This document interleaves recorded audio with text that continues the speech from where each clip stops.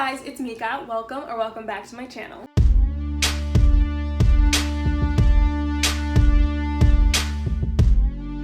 So today I'm going to be filming my July wrap up, which is so overdue. I think it's literally August 11th or August 10th or something like that.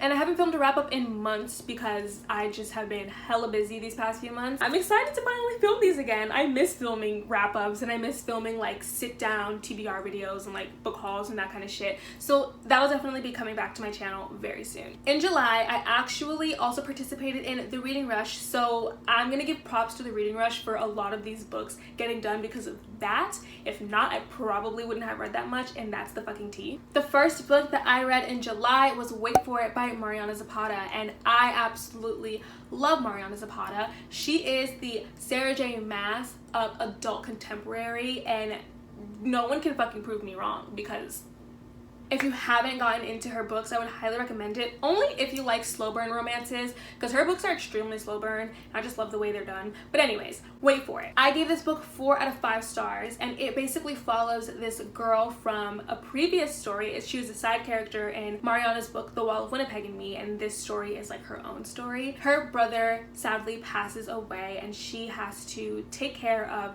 his children. He has 2 boys. She goes through a lot of trials and tribulations, and I just felt for this character so much. It made me extremely like sad to see all of the stuff that she had to go through, but at the same time it made me feel happy that she like pushed through everything, and even when times got hard, like that girl was on top of her shit. She knew what she was doing. She knew what she wanted to get done.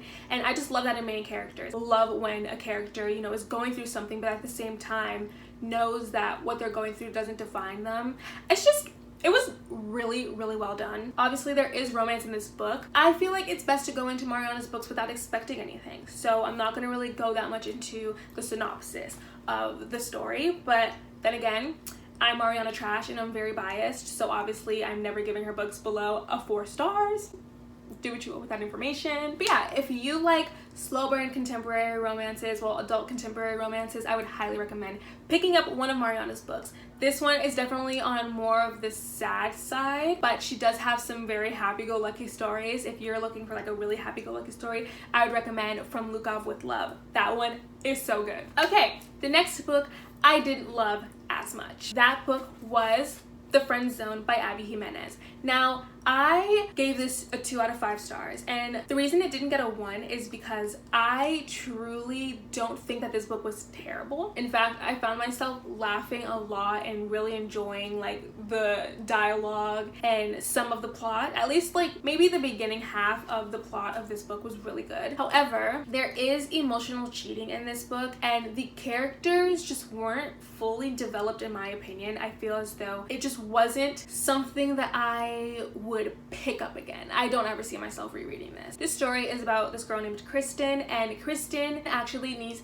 a medical procedure in order to, I think, get her uterus removed because she is not able to have children. It's kind of been daunting on her that she's not gonna have children, and it's been very stressful for her. So when she meets Josh, who is extremely into having a family and having a big family at that, she realizes that like she can't give this guy what he wants. And it's very, very sad and realistic, I guess, in that sense, where that happens to millions of people every fucking day, where they find out they can't have children, or I forgot what it's called. If you know the name of what that's called, like let me know, because I'm a dumb bitch and I don't know. But the 2 main characters decide to become friends, even though they want to be way more than friends. So this is basically just like their story. I understand that the main character is going through a really hard time. However, I don't think that's an excuse for emotional cheating and or acting the way that she was acting throughout this entire book. There was a point where she said, "I wish my boyfriend would come home so that I could remember how much I love him."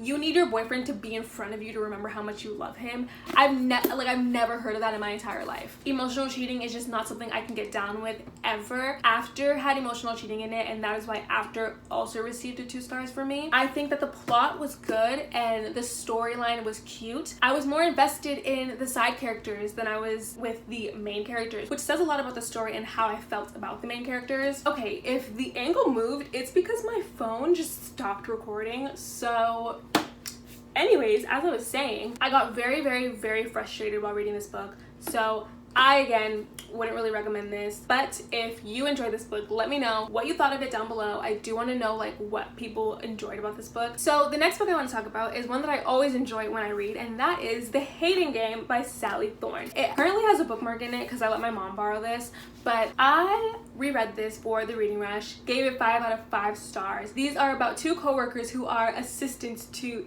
CEOs of this company. I think it's a publishing company, and they're basically fighting for a spot that is considered both of their dream jobs. I love this book so much. It's just such a cute story. It's such a happy read. Like every single time I read this, I can't stop smiling. I can't stop being excited to see what comes next, even though I know exactly what comes next. It's just the main character, I love her. The main guy character, I love him. Like, I know some people don't love this book, but majority of people do, as they should. Like, it's just so amazing. Every single time I read this book, I read it in like one sitting, and that says a lot because I'm spazzy as hell and I can never sit still for too long. But when it comes to this book, like, I can sit down and read this book. If you've been living under a rock and you haven't picked this up yet, I highly recommend it. Please read this.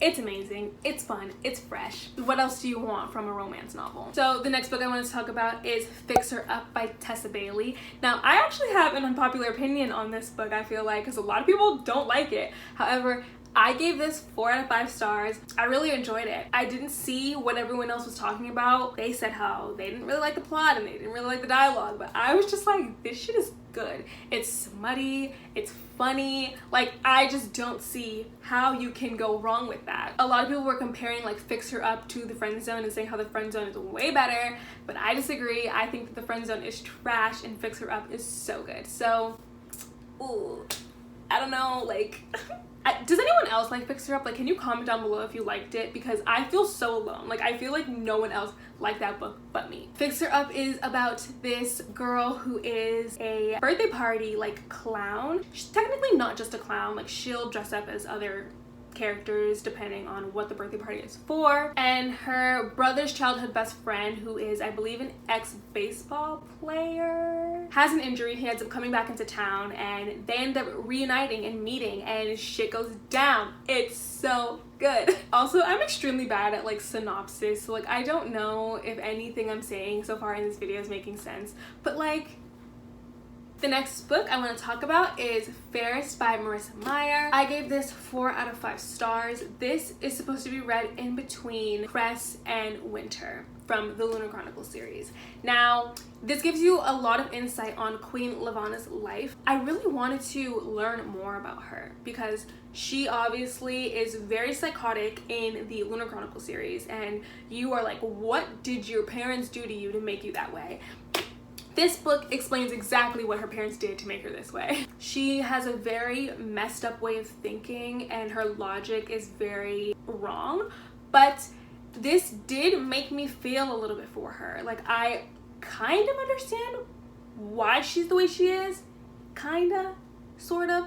It doesn't give you too much insight on why she's the way she is, but considering the people around her, it kind of gives you a little bit more of understanding as to why she had to become the way she is. I actually like this novella a lot. I tend to not love novellas because a lot of the times they don't really have much plot to them considering how short they are, but this one really came through with the plot. Like, the plot was fully fucking developed in this. Maybe that's just because Marissa Meyer is a god and just knows how to fucking write shit. But yeah, I really enjoyed this, and now I cannot wait to get into Winter. The next book I want to talk about was actually a poetry book, and that is I Hope This Reaches Her in Time by R.H. Sin.